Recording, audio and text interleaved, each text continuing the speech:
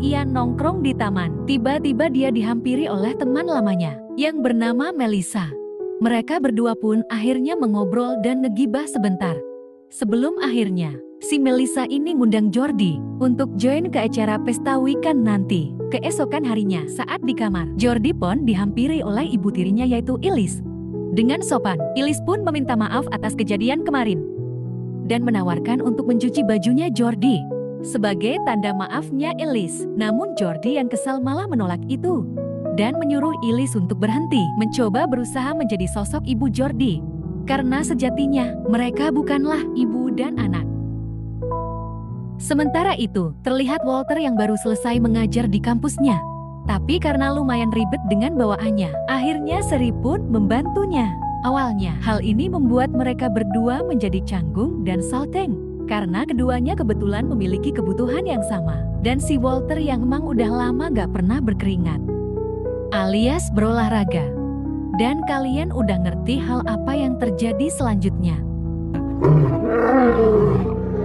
Di sisi lain pula, kesedihan Catherine semakin terlihat di saat ia pergi dan berada di jalan.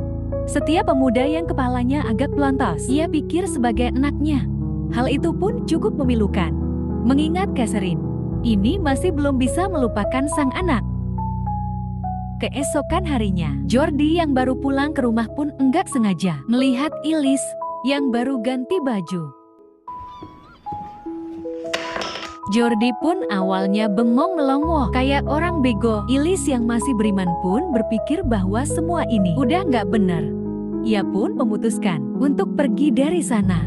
Namun aneh di tengah langkahnya, imannya pun tergoyahkan yang membuatnya seketika menghentikan langkahnya.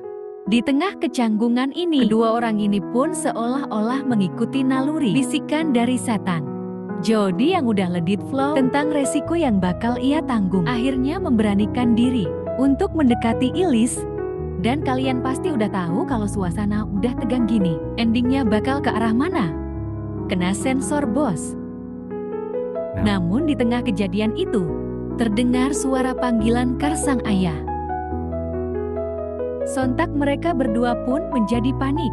Jordi yang gak punya pilihan, akhirnya bersembunyi di toilet kamar itu. Demi ngalihin perhatian sang suami, Ilis yang mau gak mau harus membuat Kurt tidak curiga. Ia pun merayu sang suaminya itu.